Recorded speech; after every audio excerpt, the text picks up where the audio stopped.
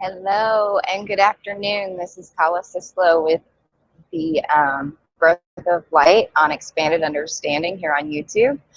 Today I have Jessica and her little dog Lady that is going to come on, and we're going to talk about separation anxiety, stranger danger, building trust in the relationship, and how we can mirror those behaviors for Lady so that she can learn to trust her dynamics and also her relationship with her mom and the vet that she has tried to bite on a couple of occasions. So we're going to try to get over the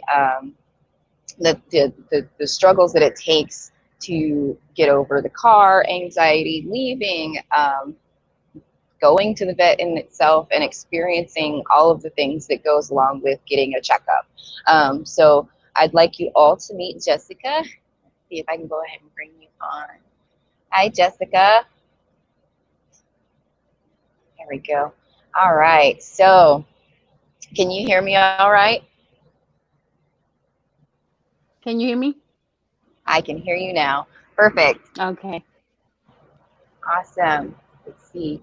Um, so we are live here, and you've got Lady, and Lady is a little Chihuahua She mix. is. Mm-hmm. You knew Lady actually before you adopted her or took her into your home. So what Mm-hmm. I'd love to hear is a little bit about Lady's story and your story on how you guys have really kind of developed to this point, because you guys have had her for now a year. A year. Um, Mm-hmm. a year, wow. And during that year, if you could kind of go over some of the struggles and goals that you have for her moving forward. Well, I got Lady last year. She belonged to my niece. So I knew of her and I knew about her whenever I visited my niece, but I didn't have a relationship that I would pick her up or pet her because she was always this kind of like barky and aggressive, you know. If she would Right. come by, just smelling and barking, and sometimes she would be out in the yard, so it was not like I would see her all the time. After she came in, exactly like July 5th, that's when we brought her into our house last year. July. Um, I think that she was fine with me at the beginning. I really don't remember if she had that behavior because they were on vacation and I went to check on her a couple days. Mm-hmm. So she had already seen me coming in to take her out to the bathroom and give her food and water. And then I brought her a couple days after that. Um, Her main issue is the barking I Mm. mean, she doesn't bark at me, but she will bark at everybody here in the house. Got it. If she's like our little alarm, alarm Mm. system. Um, she If there's anybody that doesn't live here that comes over, that's just a barking fest. It won't stop. Got it. Okay. Anybody that comes in, like friends or even family, unless she knows them. And Got it's, it. it's like the people that she knows is the people where she came from. Mm-hmm. Um, that's her main thing. She also, it's like she's attached to my hip 24/7. So if I have to do something that I'm leaving her behind, as soon as I put on shoes or pick up the purse or she hears keys, she knows I'm going somewhere. Mm-hmm. So she starts crying Got and it. jumping up and down. Um, Going to the vet and grooming, like since she doesn't have to be groomed, I used to take her to get her nails clipped, but now they do it at the vet. She always Mm-hmm. has to have a muzzle on, and I'm the one that puts it on Oh no. because she won't have anybody touch her. Uh-uh. So they give me the Okay. muzzle. I had to do it. I got, what am I doing? So I had to do it, and now I have to put it on and take it out. Soon as she has that, it's like it's a totally different dog. I Mm-hmm. noticed that. Sure. And Yeah. that's like the most the thing that I would love for her to be more calm. Like I always tell her, calm down, it's gonna be okay. There's not nobody here, or there's nothing going on. And also with other dogs, I Mm-hmm. can see that with some dogs she gets really aggressive. Like she thinks, like how little dogs are, that they think that they are huge. And Yep. and then with others, she's a little bit friendlier. I can hear in her, like her tone, she's Uh-huh. not barking. Like we have a neighbor to our left that they have a huge dog, and they, like I say, they speak to each other through the fence, and it's Yeah. like all this little whimpering and and then we have one in the back that is also a huge dog, and Uh, she just barks up a storm at him. So it's like, okay, so what do we have okay. here? So I call her, okay, that's your best friend. Just go and say hi to your best friend. Okay. Yeah. Okay. All right.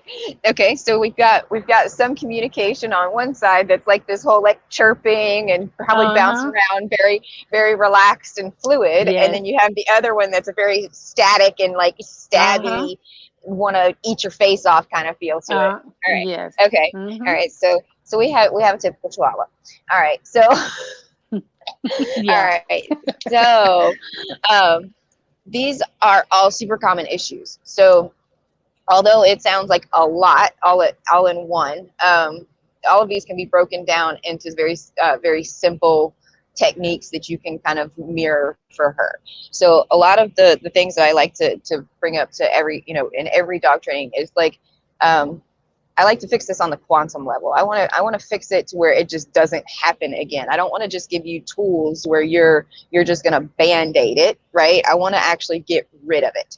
So to get rid of the behavior, we have to out create it. And to out create it, we have to create scenarios where she's going to have a very high success rate. So we're going to take her down to kindergarten level, give her some Mm-hmm. basic skills, build on those skills, and then put a bubble around you guys. That little bubble we're going to fill with a lot of positive experiences with a variable reward system. Now, utilizing a variable reward system is not, I'm going to throw food in your face and we're going to expect really good results. Mm-hmm. Doing a variable reward system is, I'm going to reward you when I see the behavior that it is that I want, and I'm going to ignore and dismiss the behaviors that I don't want. I will, once you step away from where you did the behavior I didn't want, I'm going to restart and shape the behavior that I do want so that you know what the reward point is. Okay. So to do that, we have to figure out what her thresholds are for these behaviors. So for example, she has to have some kind of a foundation. So we were talking just before the show on what cues she knows already. So she's bilingual and she knows come and here, take this, stop and stay and sit. Now, when you say that she knows a stay and you say that she knows a stop, does she know a stay and a stop outside the house with a distraction in front of other dogs in high stress environments? Um, Outside, I think the stop, she might. I'm not sure Mm-hmm. about the stay. I usually use the stay because I'm telling you that she follows me everywhere.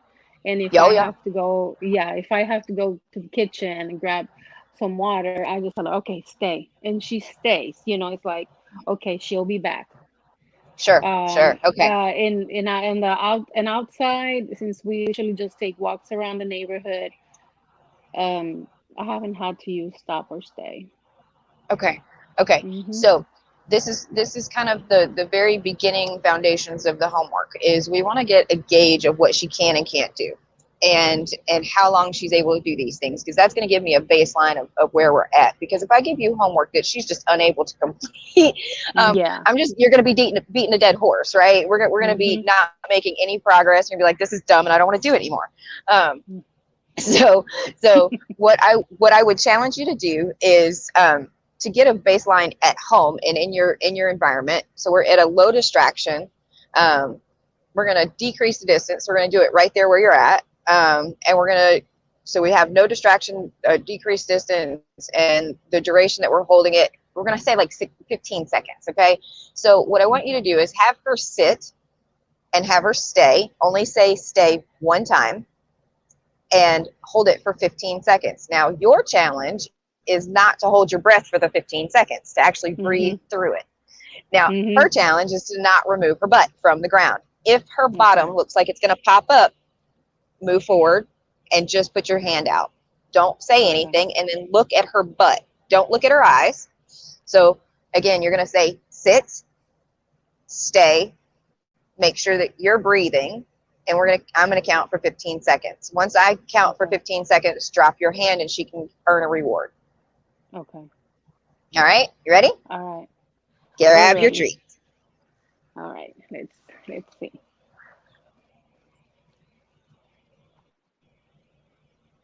I'm gonna move she's right here next to the camera.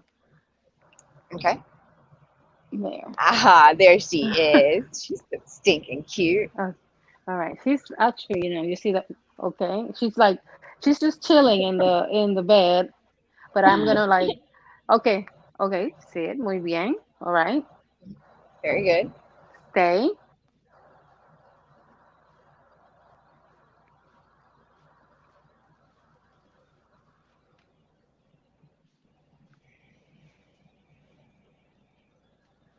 Okay, she made it 2 seconds. It was 2 seconds before I was about to release her. So I know a little bit just from that right there. I know a little bit about where she's at in her training. So from that small exercise alone, I can tell you that her behaviors are not generalized. So as soon as you enter a high stress environment, her behavior is going to go to shit. It's just the way it's going to be. She's gonna be totally insecure, not know which direction to go. Feel like she has to protect herself. There's going to be an outlash of all of these emotions coming out because she's not able to associate any kind of joy with these types of experiences. It's always been some kind of a trauma. So knowing that, what we're going to do is we're going to start building her confidence. And building her confidence requires building on these skills. Once we're able to build on these skills inside, you're going to take them outside, literally right outside the door. It's going to be like you've got a completely different dog as soon as you take her outside. And you're not even going anywhere. You're literally on the threshold of where you live, and you're going to ask her to do the exact same things. Once she is able to do each one of those things, then we're going to go into the yard or something like that. So the test and the I would call it my checkpoint of behavior to see if she's actually able to comprehend what we're going to do is if I give her a positive interrupter, which is a nonverbal cue to look at me, is she able to complete that task alone? If she's able to do that, I can build on that. If she's not able to do that, I know that she's in an area where everything has shut down. She's in fight or flight, digestion has stopped. She's not going to be able to listen. The only way I'm going to be able to get her out of this is to engage her nose, but I do not want to treat her in that space. I want to move her out of the space where she's able to respond to me. So I'm not going to stick a treat in your mouth in that space where, or put it in your face where you're not going to be able to take it. I'm going to literally move out of the space before I start that process over again. So let's say you get to the vet's office. And the very first thing that you get in there and you tell, she's already shaking. You've had the car ride. The car ride was already terrible. She's already shaking once you get into the lobby. They see that you're in there. Other dogs are in there. She's probably barking at everybody. And then they're trying to move you into a private room as fast as possible to get you out of the waiting room. Is that about accurate? Yeah. Yeah. Even though sometimes, we have to wait, but it's that behavior. It is. Yeah. That's about what happens. So literally that entire trip and process takes her anxiety level way over the top, and to be able to get her to come down would require so much time that you would have been there for hours before your appointment time. And nobody really wants to do that. We get inconvenienced when we have to wait just a little bit when we're there anyway. So what I would recommend is, okay, you said that anytime somebody comes into the house, she is barking mess and you cannot get her to stop. Let me ask you this. As soon as she starts barking, are you verbally reprimanding her? I am. Okay. This is the very first thing that I want you to know. She has no clue that you are actually reprimanding her. She thinks that you are both barking at the door. Barking. Yeah. Yeah. So in Let her me grab mind, you it. guys are a Uh-huh. team. Yeah. And Mhm. we're going to do this Mhm. together. We're going to bark together. It's going to be amazing. And we're just, blah, blah, blah, blah, blah. Stop it, stop it, stop it. Yeah. Blah, blah, blah. Stop it, stop it, stop it. Okay. It's the nature of the beast. It's the nature of the beast, right? Uh-huh. But because dogs don't really understand that, and they just mirror your behavior, as soon as Mhm. somebody walks in the door, we're like, hey, how are you? Shut the fuck up! You know, Uh-huh. like, you know, and we're hugging and all the dogs are jumping, you know, and you know, Uh-huh. they don't understand the fact that we want them to be very calm, whereas we are very excited to see. So Mhm. we, to be able to get this response, we have to show her in a low distraction environment the behavior that we want, and then mirror that same thing when we add distractions to it. So it requires a little bit of a process so that she can start to generalize all of the steps. So for example, I know that even getting ready to leave is going to trigger her to go into a fear response. Okay, Mhm. so even if I told you all of the steps to do at the vet's office, I'm already going to have a dog that's so stressed out, I can't get these responses. And you're just going to be sitting at the vet for 6 to 8 hours with no results. Mhm. And you're going to go, this lady was crazy. She told me to do this shit and it didn't work. Well, I sent you in there unprepared. I sent you in there Mhm. with an already stressed dog. So knowing that, we're going to take it back to before you even leave the house. All right. So we're at this point where before you've even left the house, you know that this is going to be a problem. Mhm. Now, you get ready to go pick up your keys and she goes into a fit. If you just set your keys down and you go about your business, how quickly does she calm down? Immediately, because that It, even happened today while I was getting ready for this. okay. And All when right. she So saw me sitting down, she was like, "Oh, she's not going anywhere." all right, Yeah. perfect. Perfect. So if you were to go grab your keys right now, you've got the computer open, you're in your relaxed clothes, you don't have any shoes on. If you were to go grab your keys right now, what's going to be the response? She might right now after I gave her after this first exercise, she's in her safe space. She left me.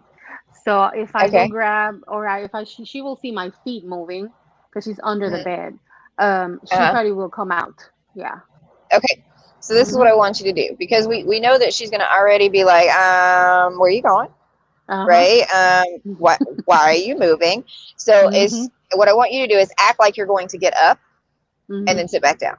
So you're just going to like get up, pause, and then sit back down and Okay. see if she comes out. Okay. Let me move this.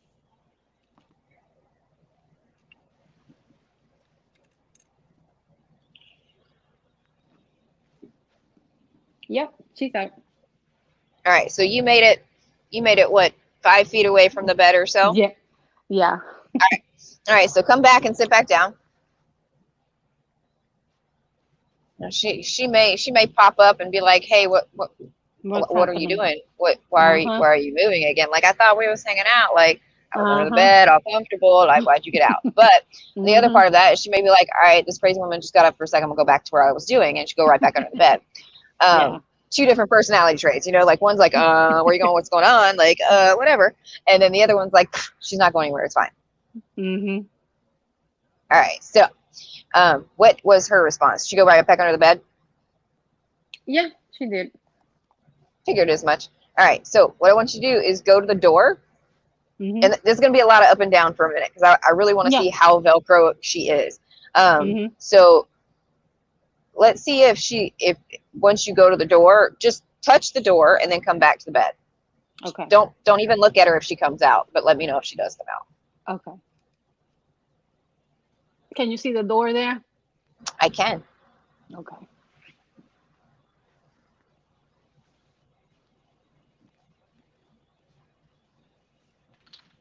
Yep, I don't know. she's definitely out. All right, come on back. Yeah. Ignore her. Is that her little bed? You don't have to adjust the camera. What I want you to do is grab some treats, and I want you to Mhm. do.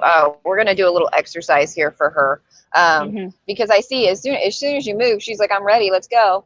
Yeah. So Mhm. we're gonna give her something to do, and this is a confidence Mhm. building exercise. So Okay. what I want you to do is take her over to the bed, her little bed there. Come on, lady. Vente. Toma. Vente. She's coming. All Perfect. right. She's here. All right. So do you have a couple of treats in your hand? Yeah. Okay, perfect. So once she gets on the bed, drop a treat onto the bed. Because it Okay. looks Vete a la camita. Go in the bed. just I don't know. point. Okay, so point at the bed and look at the bed. Keep breathing. Oh, All oh, right, I so moved. I she's not. moved. It's okay. Okay. So she doesn't really know what to do with the bed. So Mm-hmm. this is a great exercise to teach her. So what you're going to do is you're going to point at the bed and look at it. Keep breathing. If she moves away, she doesn't understand what you're doing. But what she's going to be doing right now is she's going to be taking pictures of what it is that you want. She's looking at Mm-hmm. your body language and your eyes on where it is that you want her to be. So just hold your hands still, breathe, and imagine watching her walk over onto the bed. So I can see that she's looking around. She's trying to take those Mm-hmm. pictures. She's like, Nope. nope, I don't know what you're talking about. So Yeah. call her back over Mm-hmm. to you. Vente, Lily. Toma.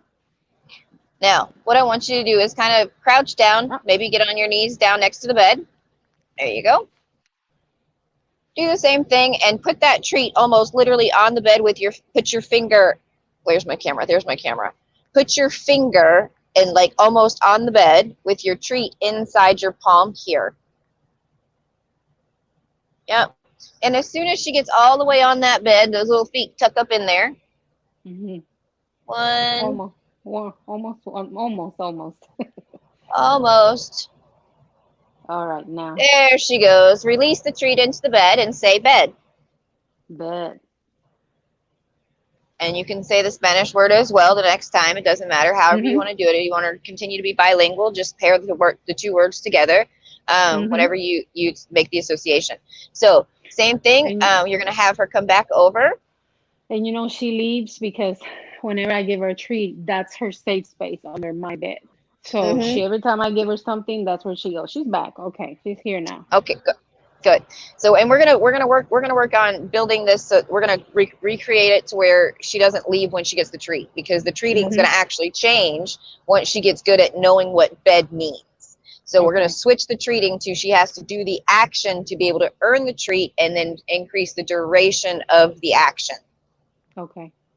Make sense? Mm-hmm. Okay, perfect. So you're gonna Mm-hmm. point and look at the bed. Make sure that you're continuing to do deep breathing. Imagine her walking onto that bed. Don't have to say anything. Perfect. Say the words that you want her to know and release the treat. Okay. Okay, la camita, a la camita. All right. Muy bien. Good. Very nice. Muy bien, mama. Okay, She's safe. once you're ready for her to leave the bed, I want you to toss a treat away from you and give her a release word, either free, freedom, break, or release. Mm-hmm. Whatever it is that you want to use to let her know that the command is over so that she can leave the bed. So I can just throw the treat and she'll just go somewhere else. Is she gonna go follow the treat? I can almost guarantee it. Yeah. Okay, mama. Good. All right. Now say the word and point to the bed when she's away from you and see if she comes quickly over to you. Mete la camita. Hey, Beautiful. good Treats? girl. I'm gonna go grab more. Yes, perfect. Now, Good if you're girl. Stay there. using like which treats are you using? Just out of I'm curiosity. I'm just using the kibble that she has Oh, because perfect. yeah, they're little kibble pieces. Good job, mama. Mira, quedaste And just ahí. real quick, I want to say hello to everybody that's in the chat. Hi, Lucy. Hey, Layla. Um, I don't know who else is in here. I see that there's a couple other people in here, but hello to everybody that's watching and anybody that's going to be streaming later. I'm very happy to have you guys here. And if you guys have any questions about what we are doing, feel free to ask. And I will be checking in with the chat periodically here. All right, so we've got Lady on her little bed, and she's doing pretty good. She's holding that. She's holding it. She's trying to pay attention. So she's in a sit. So to be able to do a variable reward system, what I want her to do is either to lay down or to give a more calm behavior. Give me the next calm behavior. So she could either like take a hip, she could actually fully lay down, anything else other than what she's currently doing, as long as she stays on the bed, is another reward point. And we're going to be kind of tracking a little bit on how long she's staying in that position and paying attention to you. So give her a cue, which is to look down at her feet, right in front of her feet. There she goes. She already knew what was coming. Yeah, yeah, she did it. Go ahead and reward. Good job, Mama. All right. So we're going to hold that for another 20 seconds or so.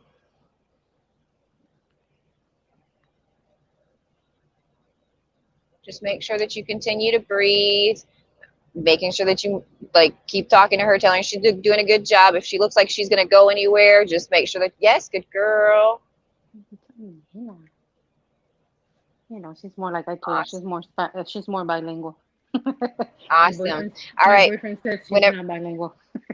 I think she's bilingual. I think she's trilingual. She speaks dog, English and Spanish.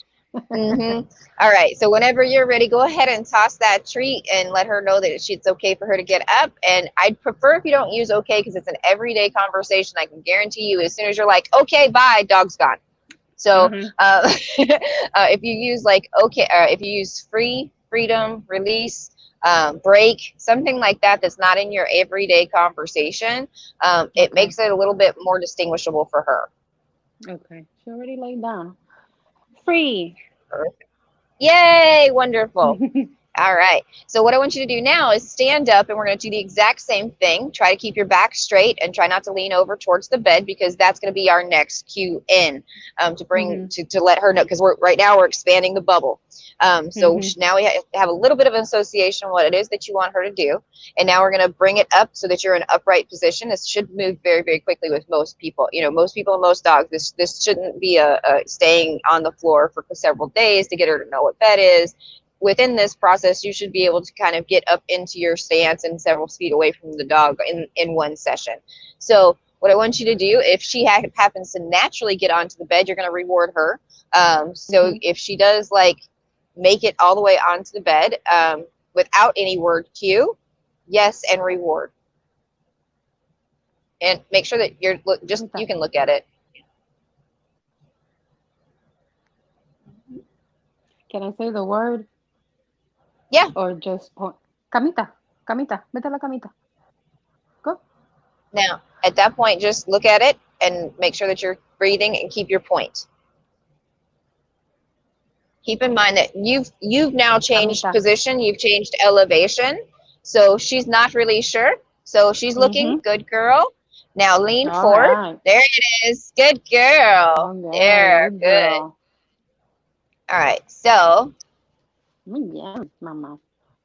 That's such a good girl. Now, when we do these sessions, there's going to be an increase of treating, of course, you know, because we're doing, you know, setting up the new behaviors and all that kind of thing. Whenever you do these sessions at home, they need to be very short, 10 to 15 minutes at a time, 3 to 4 times a day. She can use her food and continue to do the treating with that. And I highly recommend it if she has a sensitive stomach or anything like that. But if you do change it up a little bit, you can add pumpkin to her meal, into her meals to clear up any diarrhea or anything like that may be happening. Just as an FYI. So she's held that for a minute. Go ahead and repeat the word bed or the word in Spanish that you want to use, and reward her again. So that's going to reinforce the stay on the bed. So you want me to say the word and she has to stay there or lay down, or? No, you just let her know she's doing a good job and reward. Okay. So this is a point where she's done her good job and we want her to just be rewarded. Okay. Camita. Muy bien, Mama, la camita. Good job. Good. Yeah. And then we're going to hold for another couple of seconds and then release her off of the bed. Actually, you know what? If you want to try to take a step backwards, let me see if she's going to be able to hold that. Tell her to stay. There you go. Good. Come back. Come towards her. There you go. Come back to her. Yes. Good girl. Reinforce it. Good girl. Good girl, Mama. Muy bien. Awesome. Tell her to stay again. So anytime that you give a treat, that's the only time I want you to reinforce the stay command with a Okay. verbal or with a physical. So as soon as a Okay. dog gets a treat in their mouth, a lot of times they'll run off and think that everything's done. I want to Mhm. continue this variable reward system. So I want to continue the stay. I want to make sure that she holds that. So I want to give her a visual, a verbal, and she knows that I have a treat. So it's just the stay. I want to Mhm. do several steps back, like you're going to back up towards the door, 2 or 3 steps, come back to her, and then reward. Good. And the stay after the treat or before. So you're going to reward that because she Mhm. did very She well. stayed. And then Mhm. actually go ahead and toss it off the treat and tell her it's over. So it's whatever the free break or release, whichever one that Okay. was. Okay. Free. All right. Good job. So so what you're doing is you're teaching several things at one time. You're teaching her to go to her bed, which is her place. We're going to be Mhm. working on door manners so that she knows what to do with the door. We're working on a stay. We're working on down, sit, getting eye contact, come command, and your release, all in one exercise. So all of this is Mhm. geared towards, if I can get you to sit on this bed, pay attention to what I'm doing, but also not be dependent on me giving you constant direction, then I'm going to be able to Mhm. build this beautiful relationship of where she's able to just release control of her environment and not have to be engaging in all of the BS of what it takes to get a person Mhm. into your house. Um, Yeah. so ideally, as soon as she hears a knock on the door, she knows, instead of barking, I go to my bed, I get a treat, mom goes to the door. She opens Mhm. the door. I see this person. I get another treat. This person comes in. I get another treat. Oh shit! Mhm. This just turned into the best experience of my life. Right. And then, okay, then we start to taper off the treating system so that Mhm. it's at the end of this entire series that she gets something to chew on to keep her busy while you're Mhm. having your conversations with people or your guest or whoever is deciding to come over for that afternoon. Mhm. Um, so to set up these little scenarios, working on exercises like this, 10 to 15 minutes, 3 to 4 times a day, builds up her confidence. And then when you know that somebody's coming over, work on these things with her for 15 minutes before the event. Now, if she's Okay. taking any kind of event medication, whether it's prescribed medications or whatever, give those to her about 30 to 45 minutes before the event. Then you do your Okay. practices at 15 minutes before the event. And then whenever your person comes over, let them know that your dog's in training. The most important part of this is letting people know that you're working on something so that they're not going to accidentally reinforce a behavior that you want to extinguish. Because as Mhm. soon as that happens, you're going to be backtracking, Mhm. right? Now, Got it. a lot of what I teach in this scenario is like I was talking about the quantum mirroring techniques, right? Now, keep in mind what she's been able to perceive. When she hears a knock at the door, what is the very first thing that happens? You immediately jump up, run to the door. It's probably some kind of chaos chasing after her, getting her to try to be quiet, and then Mhm. trying to get through the door itself, right? So we want to She's. deconstruct that altogether and give her a Mhm. new understanding of what it means when there's a knock at the door. I want to totally let her know that there's no barking allowed at all. So Okay. what I want you to do is I want you to go all the way over to the door, take her with you, and a handful of treats because this one takes a little bit. Okay. Oh, she went into the bed. Let me go get her Aw, more sweet treats. girl. She's been crying because I am not paying attention to her. I don't. You cannot hear I her, but she's. You can. I don't I know if can you. hear I could Yeah. hear her. I knew she was doing that. Yeah. I was waiting to see what was gonna how it was gonna escalate. So Mhm. what I want you to do is go ahead and um head To on this over door to the door. Mm-hmm. and bring her with me, or Mm-hmm. no? Yeah. Vente. Yeah, you're gonna bring Come. her with you, and you're gonna sit down on the floor with her, Right here by the door. right there by the door. Let me bring this a little bit closer now. I Okay. can bring it easy. Easier.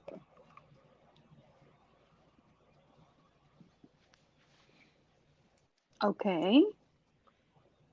Vente.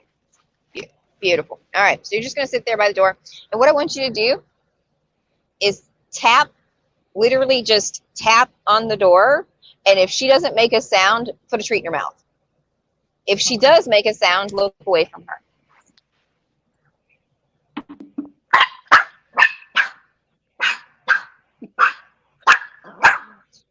So, Okay. so what I want you to do is stand up. Mhm.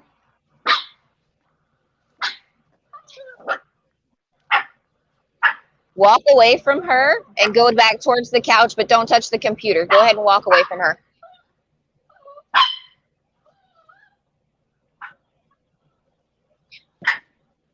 Once she stops barking and bouncing, so what I want you to do is, I want you to walk away from the door until she stops barking. Once she Okay. stops barking, reward her Mhm. and walk back towards the door. If she starts barking again, she loses your attention and loses distance away from the door. Okay.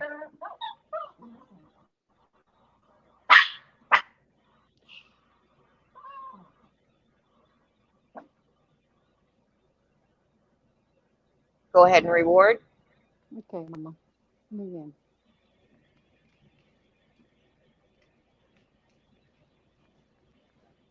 Okay. Good. Go ahead and sit down. Yeah, Okay. we're good. Now, what I want you to do is I want you to show her your finger and touch the door. And she'll So see yeah. me doing Mhm. that. Yeah, so like literally, so whenever I do this exercise, pretend that okay, this is the door. Let me get my camera Mhm. right here, my proportions right. So this is the door, Mhm. and I want you to literally like show her I just want to touch. Okay. Boom. Oh, Okay. So she sees it, you touch it, she gets a reward. Okay. Now, this time no. Now she heard. Now she heard something. Ah.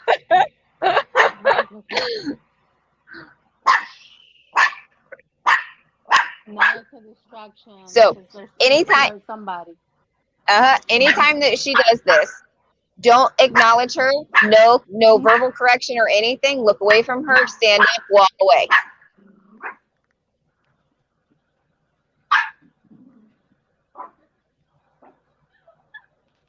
No reward at this point. Keep waiting for her to sit down in front of you. Once she sits down in front of you, walk back towards the door.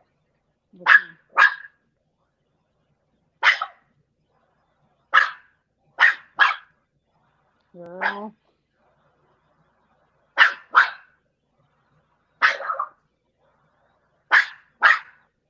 Girl. I You hear heard it? you, Jessica. She's gonna keep Yeah. going. You Yeah. gotta do your Yeah. best to not say anything at all.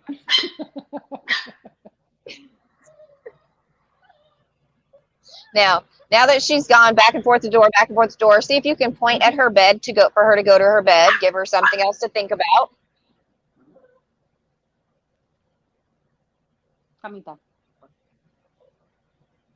Good job. There we go. She went to the bed. Now, perfect. Now we can go back to the door. Now, if I would have if I would have like not had her go do something else, she would have gone right back to the Mhm. door and gone back to barking. Okay, so Yeah. we really want her to understand like we got something else going on here, and there's going Mhm. to be a connection made here in just a second where she's going to go, oh, Mhm. you don't want me to bark. Okay, so but the trick is, and this is the hardest part of it because I had a really hard time with this one. Like I had a real hard time with it where I just couldn't keep my mouth shut. Mhm. Couldn't do it. So Yeah. I started biting my lips,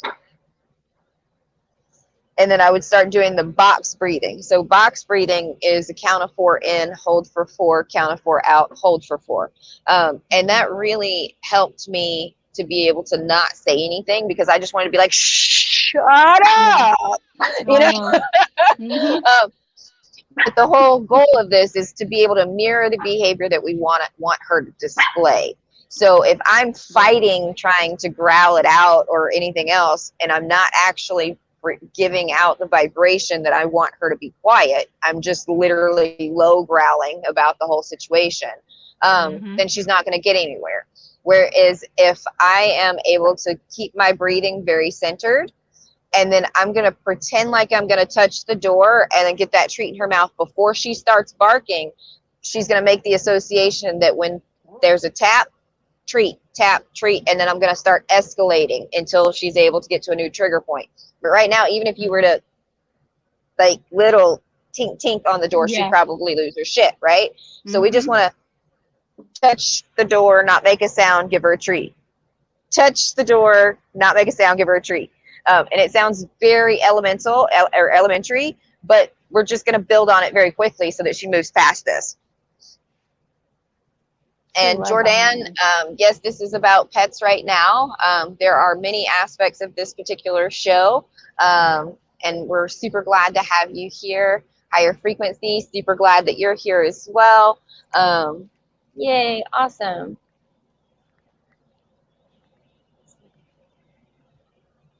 Perfect. Awesome. Very good. Now, what I want you to do is whenever you do your tap, you're just going to little tap at the door. We're not doing like a big old like knock. We're going to do a little teeny tap.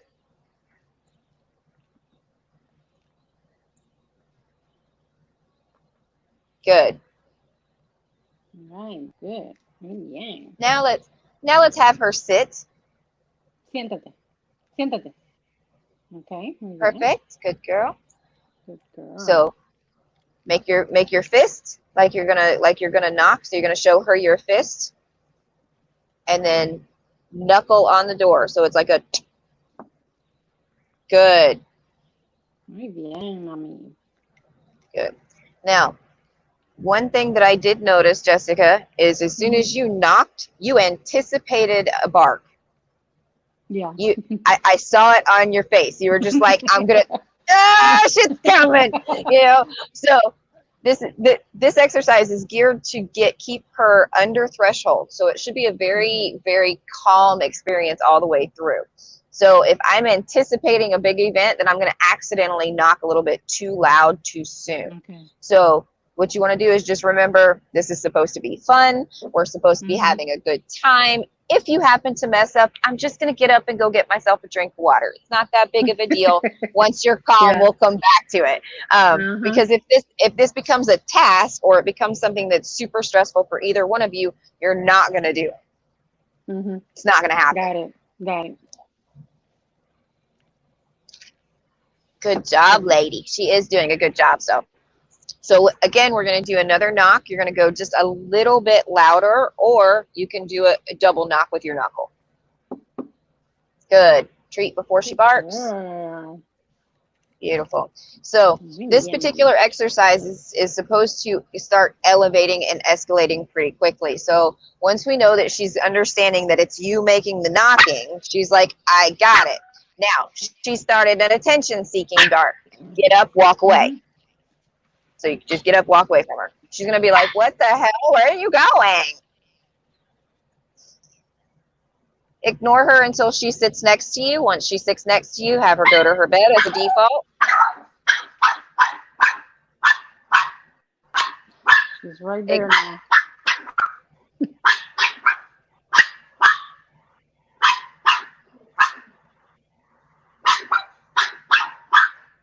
So do your positive interrupter, so that noise, and see if she's going to be able to direct towards you. If she's able to come to you, go ahead and reward.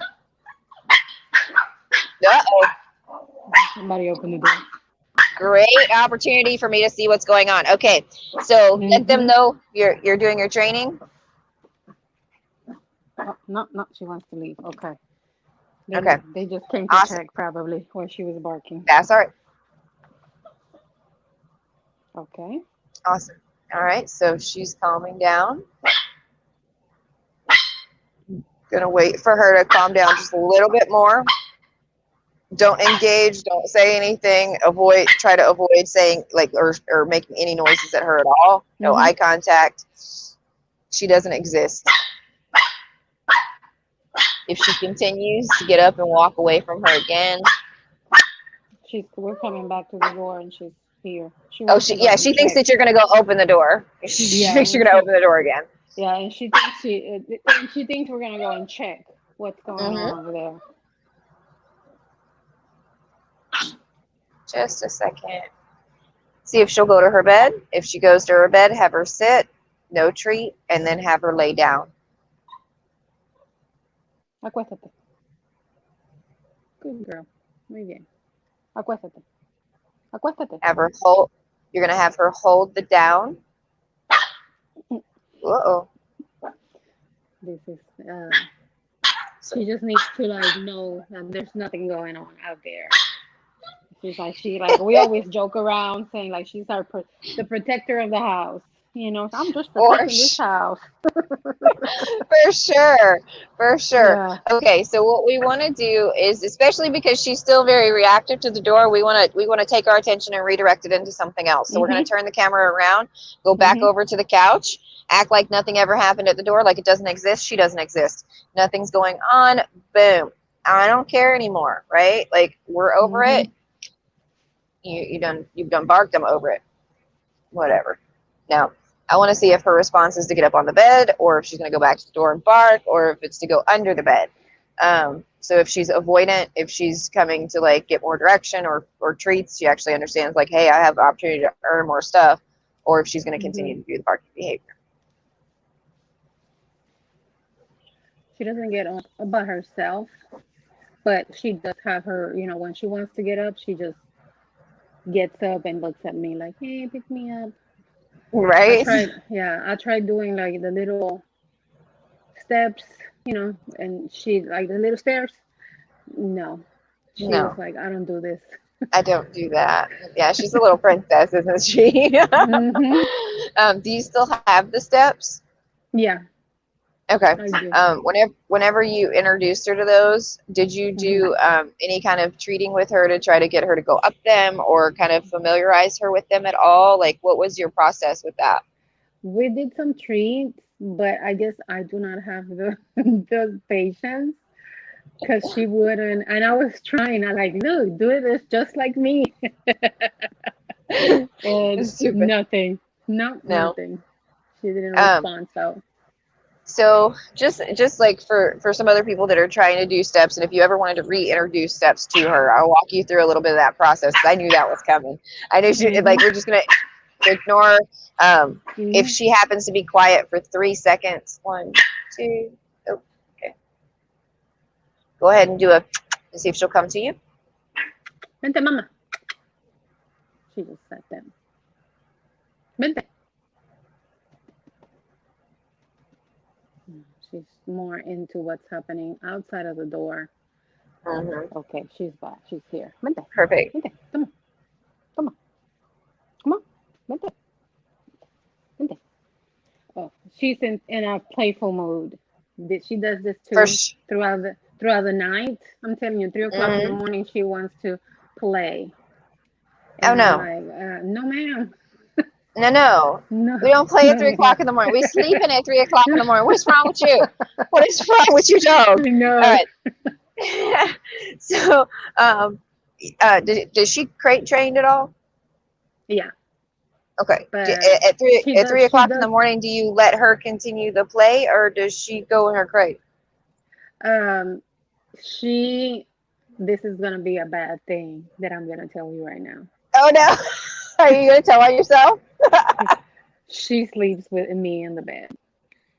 She does She sleep with you you in the bed. Yeah, she when she came, she used to Mm-hmm. be in the crate all night, and I have Mm-hmm. the crate here. Like she cannot see me, and that's one of the things because I just rearranged everything, and now Right. she can't see me. I have a really big room, so her crate is in my room, Mm-hmm. and we would have a little routine that I would come and get ready. Especially during the school. Mm-hmm. During the not the summer. I would come at night and watch TV. She would come with me, and then the Right. time that I was gonna turn off the TV, I would put in the crate. Everything was fine, and then she would get up with me at the same time. Like alarm, everything was great. I know it's Yeah. my fault that now that is just collecting dust. She probably goes in there to play. Okay. Sometimes, when she feels like playful and she's like trying to like digging and stuff and Right. playing with the Right. bed, that's why she goes in there. So yeah, this is my fault. It's totally okay. I let my baby sleep with me too. So, and I'm not opposed to it as long as they have appropriate behaviors in bed. You know, they're not being Hmm. territorial, they're not biting, you know, things like that, Yeah. and they're not Uh-huh. waking me up at 3 o'clock in the morning, Jessica.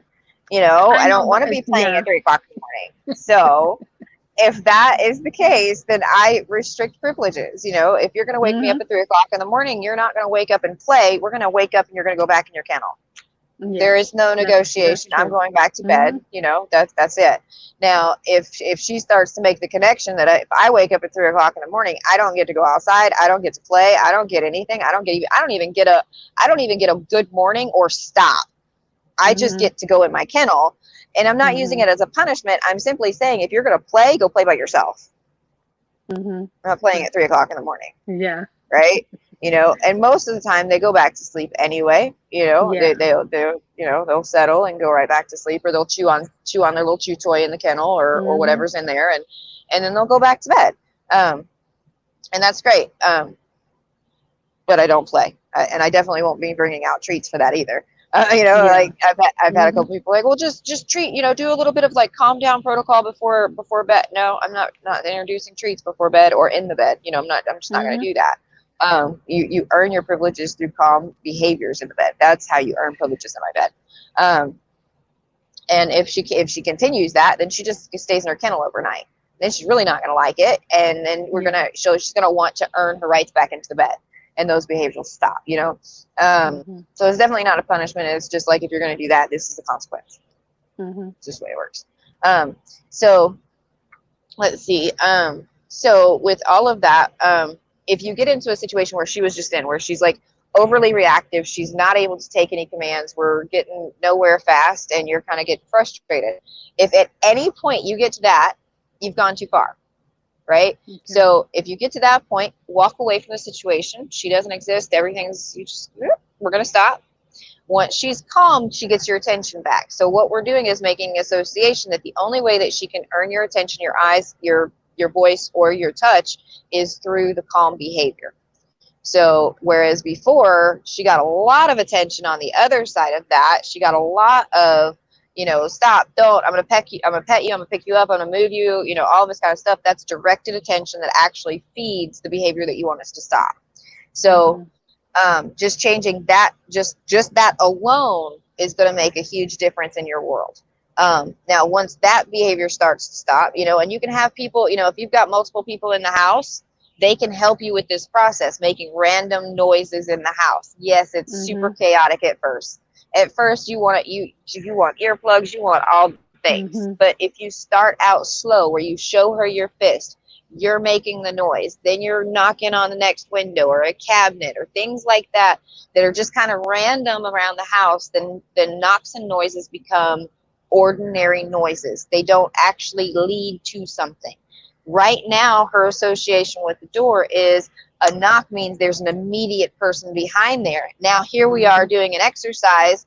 You're knocking on the door. What happens? Now we have another person that just came through. We were unable to continue the process because it got disrupted, and I didn't want to continue to reinforce that another person was going to come through that door. So, Hmm. one recommendation is putting a note on the door that, you know, sorry for the noise. We're working on counter conditioning methods for barking to extinguish this for good. And that Hmm. requires us to be able to get to a point where she understands the process. Um, Okay. so practice that not during, you know, morning hours and late at night. But practice it slowly. Start on the inside of the door, start really low, and then like tap, tap, tap, tap, tap, tap. Get a little bit more intensity, a little bit more intensity. If you get too far, walk away. Oops, my bad. When you come back, start just below that with another little tap, tap, tap, tap. Once all of that side of the door, she's just like, whatever, you're just handing me treats at this point. This is amazing. Yeah. Like, you can knock on that door anytime you want to. And that's where it's gonna go. That's what it's gonna be. She's gonna be so excited that you're at the door. She's like, oh yes, oh my God, this is the best thing ever. And then the next thing you know, a real person on the other side of the door is gonna knock, and she's gonna go, oh wait, that's a different knock. And she's gonna lose Yeah. her shit again, right? But Uh-huh. when that happens, you know that you don't go to her and say, no, no, no, don't stop, stop, stop, stop, stop, stop, stop, or pick her up. You go, I need to redirect this behavior. Hey, let's go to your bed. Good girl. I'm going to give you I'm going to good job. I'm going to try to do my steps away from you. Good job. This does take a little bit of time, but you're looking at maybe a 45-second to a minute and a half event. And if you have a note on the door and you've practiced your things, it shouldn't take any longer than that, and if that's not the case and you know that people are coming, put her into another room so that she can have some space. And then once she's calm, she can come out and play. So the way that she earns her access into spaces is she keeps her mouth shut.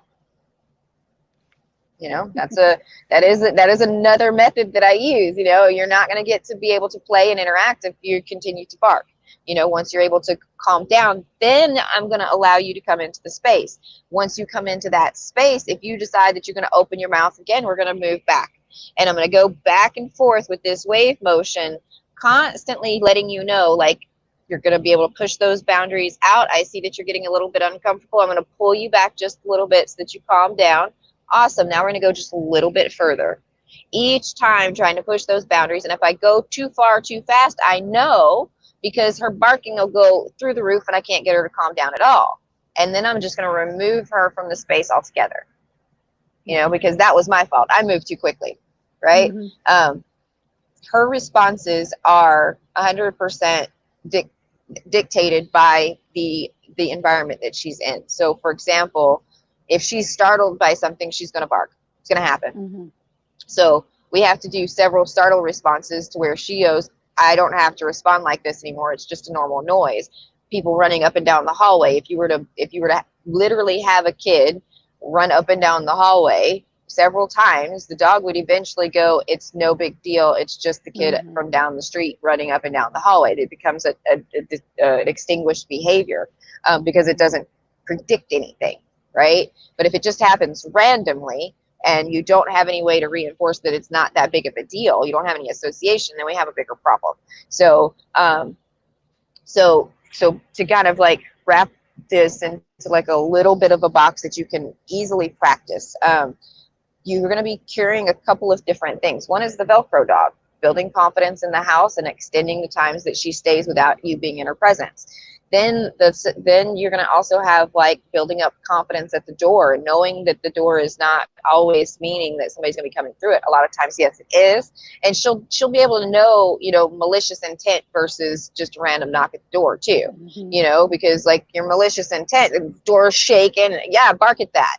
If somebody's just knocking to give me a package, like seriously, no. Right. But if I don't practice that without the stimulus of the package or the person coming to deliver, she doesn't have any understanding of what it is they want. So so having the association with the knocking, that's going to help with the barking. It's going to help with giving you some kind of a cue for her. I do this one. This one's my favorite. It works for kids and dogs. So like, it's just like, and you work in kids, shut yourself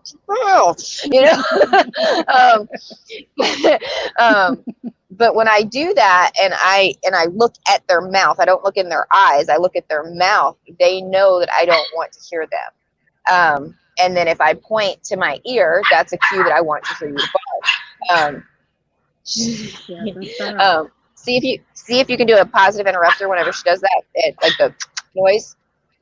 If she looks at you,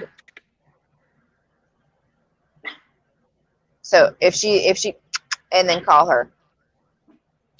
Lady, good girl. She sat down. Okay, so okay, so let's see, where are they at? All right. So there are so many things that we need to really kind of build her a program, right? So like Mm-hmm. to be able to decrease all of these anxieties that she has, we have a foundation that has to be built for today's session. So today's session, we get to increase the behavior cues, the basic obedience cues, having her sit for longer and have a variable reward system. So doing that, like if you do 30 seconds, so the wait when you hear the pause between the bark, then do the interrupter. But wait, When she's barking, I let her bark. at the what? At the When she's barking, letterbox? no, like when she's barking, I just, hey, lady, vente. Oh, she's ready. She's like in a boxer type of mode like this. So at, at this point, what I want you to do is kind of walk over. If she's barking in front of the door, walk over to her, Mm-hmm. stand in front of her in the door, and back her away from the door. So like you're literally like standing in front of her and moving her away from the door. She came back. She's here with me Okay, now. good. Vente. So if I have an excessive barking dog, I never want to use words because I don't want her to hear my voice. I want to just Mm-hmm. use the positive interrupter in between the barks. So it's a minimum of a Okay. 3-second pause before I'll do the interrupter. That 3-second pause is crucial because I don't want to accidentally reinforce the bark that I don't want. So if she's bark, bark, bark, bark, bark, bark, bark, bark, bark, bark, bark, she's just not stopping. I'm going to get up, go stand in front of her, move her away. Once she's able to like, oh, wait, what's going on? And she's not trying to get around me and she's looking at me like, why did you move me? Like, why aren't you saying Mm-hmm. anything? When I Mm-hmm. get that response, then I'm sit. Then I'll get the treat in her mouth. Then I'll redirect into something else. But if I try to do it stationary, a lot of times I'm just going to be beating a dead horse. Ears are Mm-hmm. shut off anyway. You know, Yeah. she's focused, she's using her mouth, and she doesn't even care. But if I step in front of her, I can disrupt all of that energy and move it where I want it to go. Um, so so for practice this week, and I would definitely have your boyfriend incorporate into this too, because Mm-hmm. dogs don't generalize. If you work with her and you do all of these things, she's going to listen beautifully to you, beautifully. And then he's going to say something to her, and she's going to go, What? "What? Mm-hmm. What you say? I don't. I don't Mm-hmm. comprehend. I speak dog, bro. You know, like it's going to be one of those types of things. Like it's going to be really obnoxious. So if you practice 4 times a day, 15 minutes a day, if you both do 2 sessions, that's only 30-minute commitment, and you're bonding with the dog. You know, you can do it where she's, you know, doing the getting treats or whatever, or kibble, and you're getting the eye contact. That builds a relationship between the two of you. So she's going to be able to respond a lot better to your boyfriend as well. She's going to build a little bit Mm-hmm. different relationship with him. Whereas right now, you know, she's not exactly the most loving towards him. I'm sure she has respect and gives him space, but she doesn't Mm-hmm. actually, you know, give him the affection that he's looking for. Yeah. Mm-hmm. Go ahead and stand up and move her away. Oh, she can't. She's here now. Ven. She came back to me. Good. Hi, lady. You so stinking cute. All right. So, so working on the extended stays, sit down, um, the release cue, the meditation and grounding. We're going to do that now, because I feel like that would be super helpful for both of you, especially trying to create a new puppy. You know, like creating the dog that you want right now is a matter of believing that it's possible. You've seen her barking and acting all of these different ways whenever she has different stimulus come up. So we have to create her the quiet version of her through this Mm-hmm. meditation. And then using the variable reward system. So the variable reward system, I just want to reiterate, is you kind of work like a slot machine. So even though there's several different behaviors happening at once, you're only rewarding what it is that you want to see. And you're rewarding in a manner to where it's unpredictable when you're going to actually release her. So for example, if I start out at 15 seconds, I go to 7 seconds, and then I go to 30, and then I'm down to 12, and then I'm up to 45, and then I'm down to 3. So I change it to where she never knows when I'm actually going to release her, so that she is listening for those particular cues or watching for the body language that it requires for me to release her. Now, building that trust bubble, these same exercises that you practice inside this week, including the sit, say, stops, and all of those things, as soon as they get good inside, take them outside. Take them just right outside the door. And then any kind of barking, try not to do a verbal reprimand. Try to interrupt the behavior physically get in front of her and move her. And then once she's out of the situation, at minimum 3 seconds quiet, reward. But I do not do a immediate reward and her go right back to the behavior. Once I remove you, it's a sit, stay, hold the stay, and then I will reward you, okay? Because if she comes over, gets a treat, she's going to run back over there, bark, bark, bark, come back over to you, get a treat, run back over there, bark, bark, bark. But if I make her come over to me, hold it, yes, good girl, good quiet, I'm holding that quiet, I'm building that quiet, then I'm going to reward. Okay, so before I do the meditation, do you have any questions on the stuff that we covered so far? No, not at all. No. That was okay. A lot of them were very easy and eye-opening to, things that I do. I mean, that is like normal for me to do.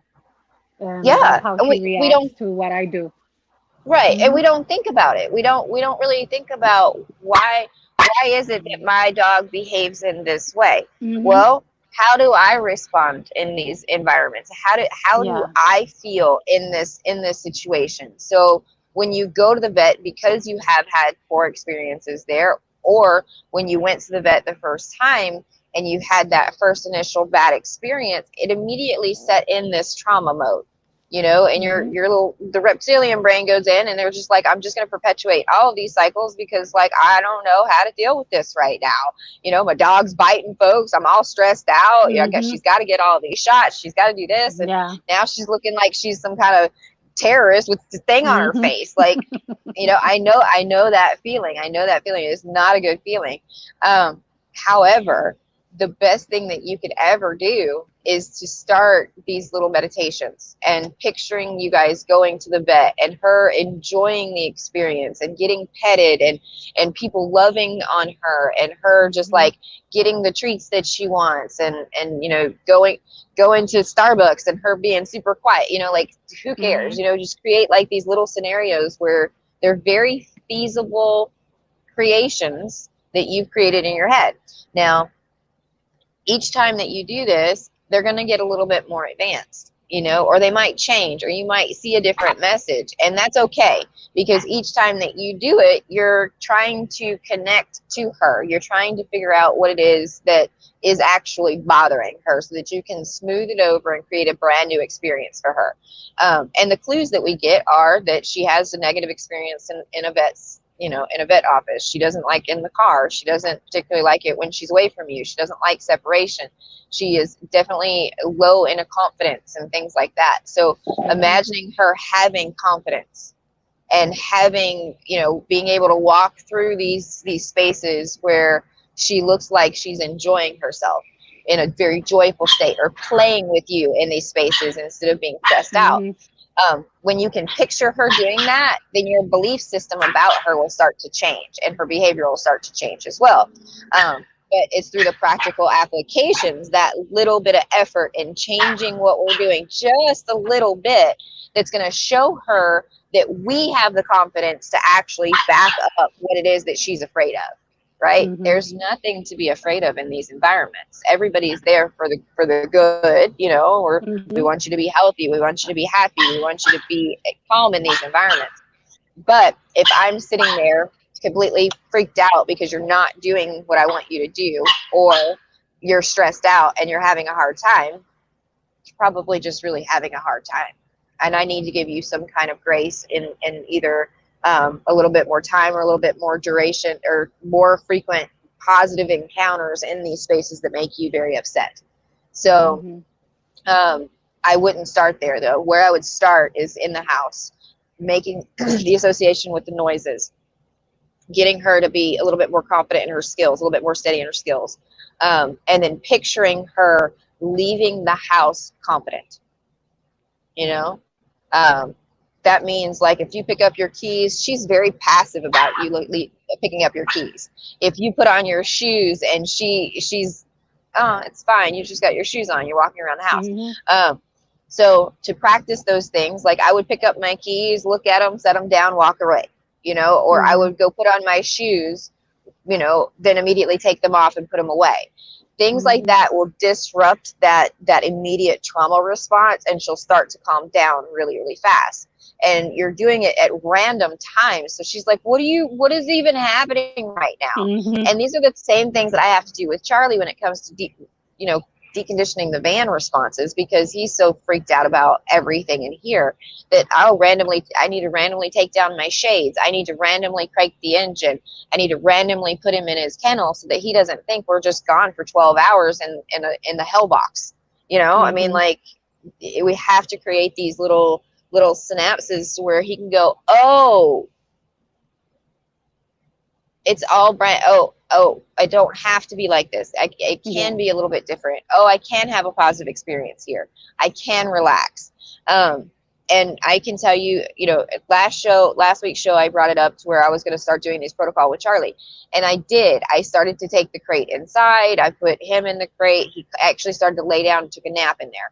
Never done that in his life. He's never actually calmed down in a crate. So the protocols do work, but it's a matter of how consistent can you be with them, and how consistent can you be with yourself, and creating these little scenarios.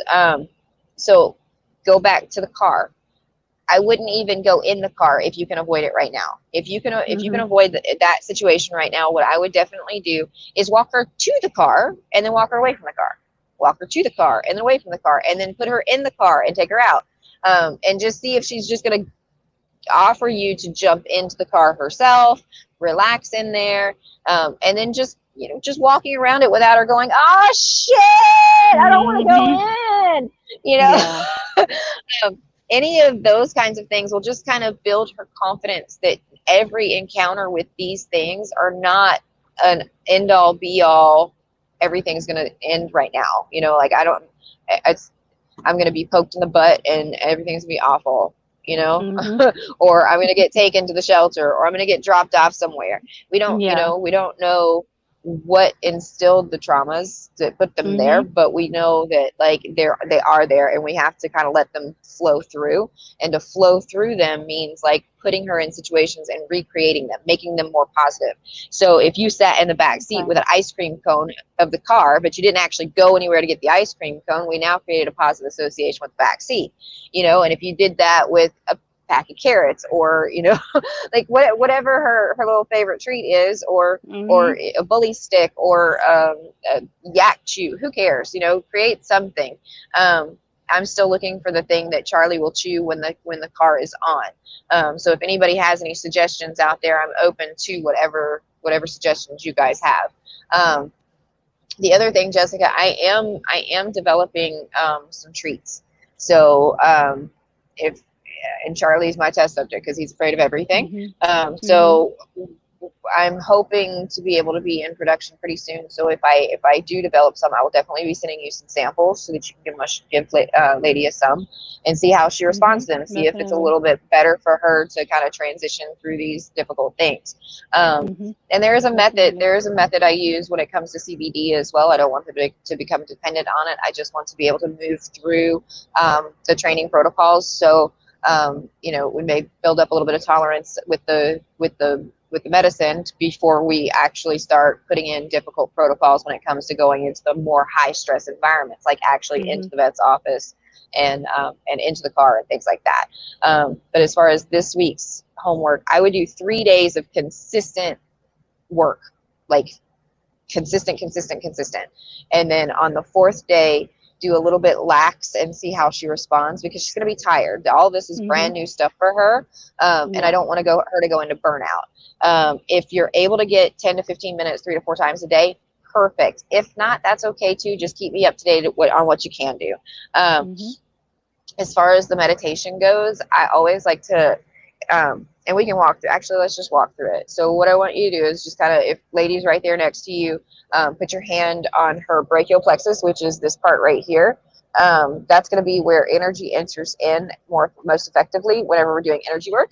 So I usually put my hand on the shoulder, so I'm not trying to trap her down or anything like that, just kind of just relax with her. And I imagine the white or silver, golden or iridescent light coming down in through my crown, and then down through my crown and into my hand and through her. So where she's just like this glowing ball of light. And then I'm a glowing ball, and then we're both glowing. And so as we're sitting there glowing, go ahead and get her back. She's like on edge. Hey, come on. Vente. Toma.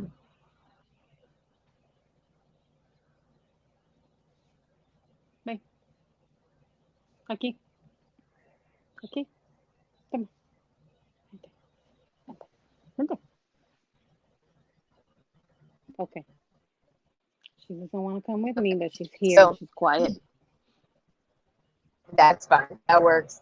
So what I want you to do is I want you to imagine having your hand on her, or actually having your hand on her brachial plexus, and bringing in that white, clear, iridescent, gold, silver light, however which light comes to you, through you until you're all the way glowing, and then out through your hand and into her.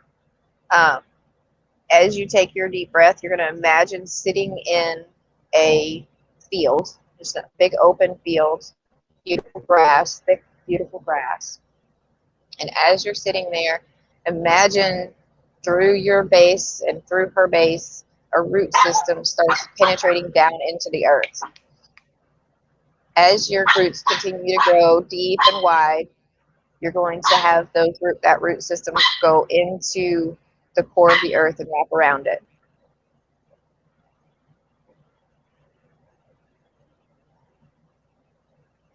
Wrapping around the core of the earth, you bring that earth energy back up through your core and through her core, up through each one of the chakras, out through your hands, out through your feet, out through your crown, out through your ears.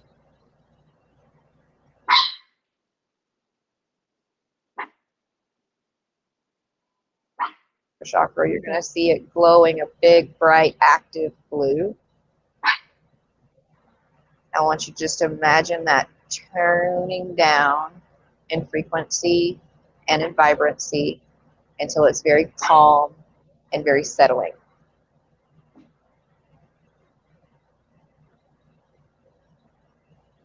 As you start to calm your breath, focus your energy into that throat chakra, move down into the heart chakra. You're going to see green and pink swirling. I want you to do the exact same thing. It's going to be bright, or it might be very dim. You're going to turn it until it's balanced.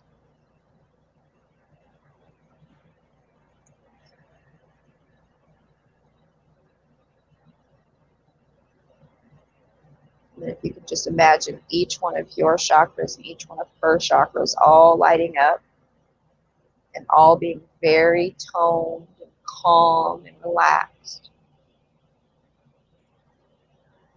You can see yourself in this field. You see her playing and relaxed and calm.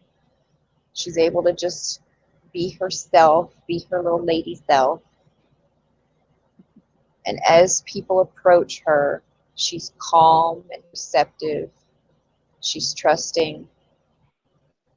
She's able to let go of fear. She's able to look for direction. As you see that she's gaining more and more confidence to approach people, you call her back to you and celebrate together, knowing that everything is possible and that you get to create this little universe where she gets to heal. Okay. Yeah.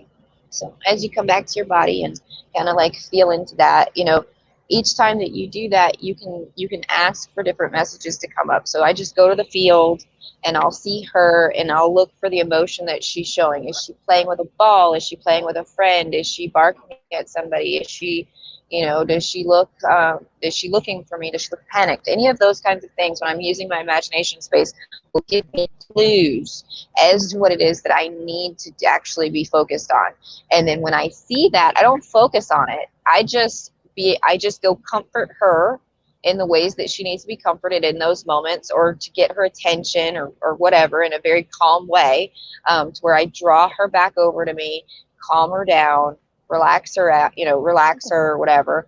And whatever's out of balance, you'll start to see the colors come. So, for example, if she's barking, she's doing excessive barking, which is why I drew attention into the throat chakra. As soon as I addressed that throat chakra and started turning it and tuning it down, she started to quiet her bark. She started to calm down. And then there was like a little bit of whining, a little bit more barking, a little bit more energy.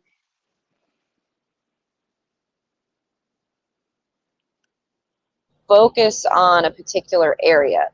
Are you able to actually see that color and change it?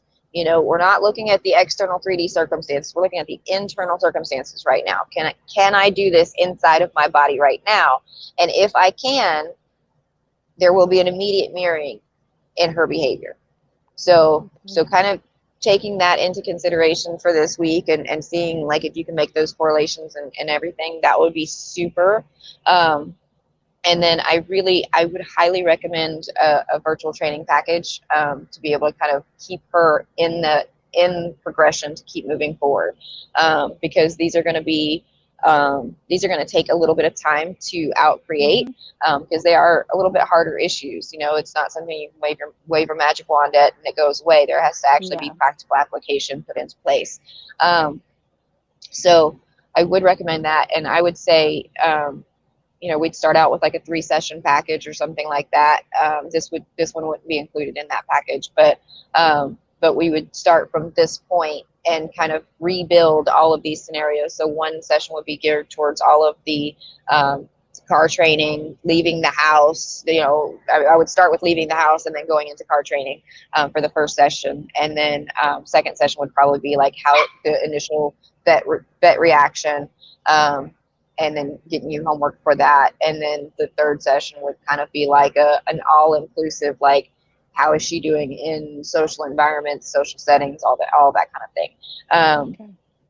So that's where I would recommend moving forward. And then any of the things that are her cues, your shoes, your keys, going to the door, any of those kinds of things, just randomly come up and then put them back down and walk away. She doesn't just ignore her. It's all gonna be fine. Now, and if you have any questions, all you have to do is call me or text me or Facebook message me, any of that kind of stuff, and I'll be readily available. So we're right at an hour and 20 so minutes. So I want to go ahead and wrap up. And this is going to be the last Breath of Light show for Expanded Understanding. I have been called to focus very much on the dog training treats, so I'm putting a lot of focus into that and that development right now.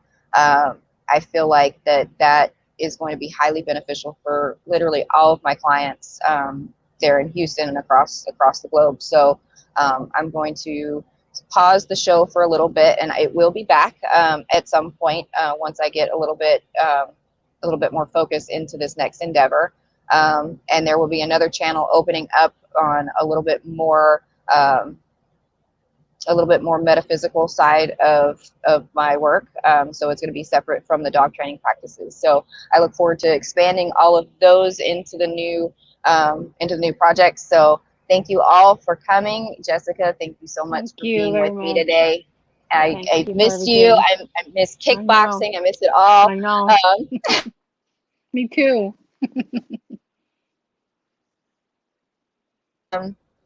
Anyway, let me know if you have any trouble at all, I'll be here along the way. Let you know.